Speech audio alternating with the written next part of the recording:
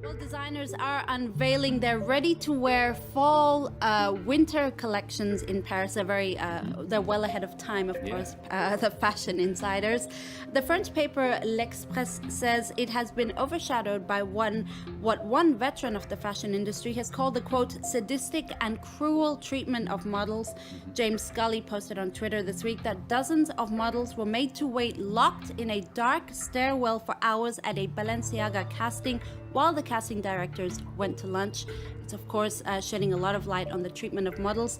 That casting agency has been sacked by the fashion label.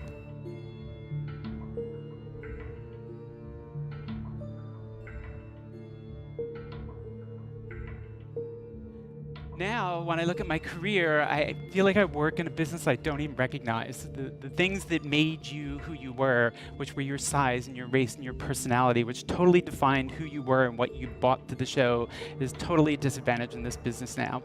And we used to depend so much on all of these girls to bring a personality, a dress, and we would tell them, be yourself, feel sexy, have fun, get into the show, be a character.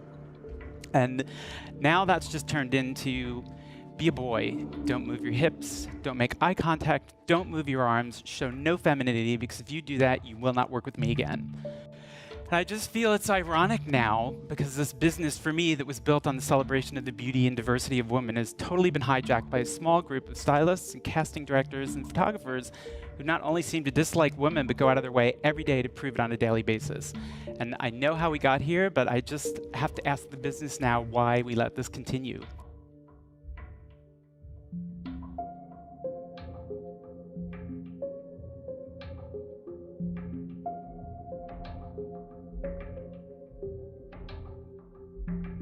So I was told that I needed to lose weight, so I went away and I lost weight over about 4 months. I lost 5 kilos and I came back to the agency and they said, you need to lose more weight, we want you down to the bone. So it was horrible, like knowing that I wasn't okay the way I was. They thought that I still looked too big, but the matter of the fact that I looked really thin and everyone around me was saying I looked ill, I had no meat on my body, and the agency still was pushing me to lose more and more weight. When I was in New Zealand last year, a girl was eating only popcorn to fill up her stomach, and there's stories of girls eating cotton buds and cotton wool just to fill up their stomach. So it happens a lot in the industry. It's just a matter of the girls not speaking out about it because they don't want to go against their agencies. I think when someone looks healthy and happy, that's the most beautiful thing in the world. I can't see any reason why designers wouldn't want to have just healthy looking women. Doesn't matter if they're big or small. If they're healthy, the clothes will look good because the woman is comfortable wearing them.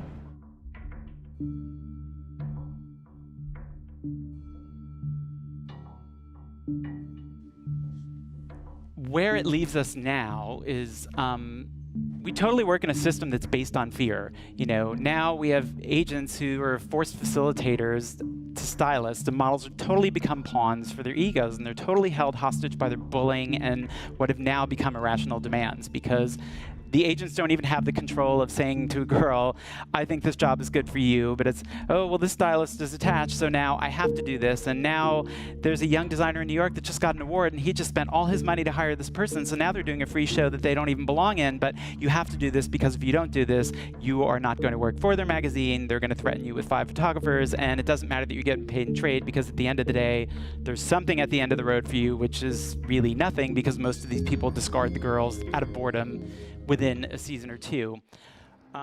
It's like this assembly line of young, skinny, white, mostly blonde girls, younger versions of me, and they use them up and they spit them out. There's so many cases of labor abuse. It's going to take a civil rights movement. These are businesses. They're not set up for the purpose of trying to lure attractive men or women for some type of ulterior motive. It's a hidden part of the industry. You know, you're so in the camera, but at the same time, like, the reality of what's behind the camera is not known.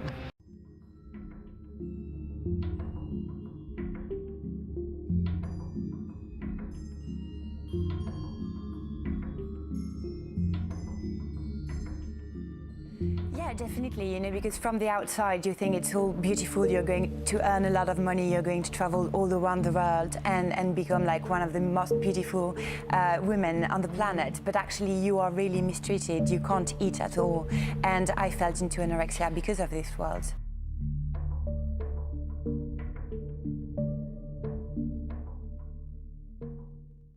Often models will be charged a lot of fees in addition to the commission. So that might be for the model apartment, for comp cards, for messenger services. While some deductions might make sense, the fact that the model isn't asked in advance is a real problem. It might seem like, oh, it's $1 here, it's $1 there, but when you add it up, it's thousands of dollars. These are a lot of the different financial statements. I can't even understand what more than half of these items are. Every now and again we see like an FE. You see this little fee over and over again. Looks like I got my hair done for $75. I don't know what 68 degrees was. For messengers, for FedEx, for messengers.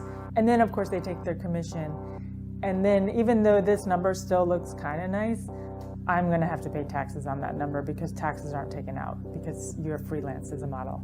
There's years where you can make $5,000 and then other years where you can make $200,000.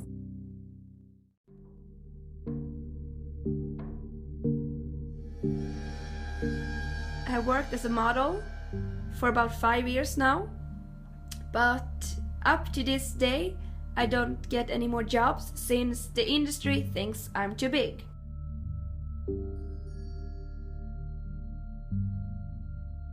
They think my butt is too big and they think my hips are too wide. And I have been in contact with big agencies and clients that really wants to work with me, but as soon as they get a hold of my measurements, it's a whole nother story.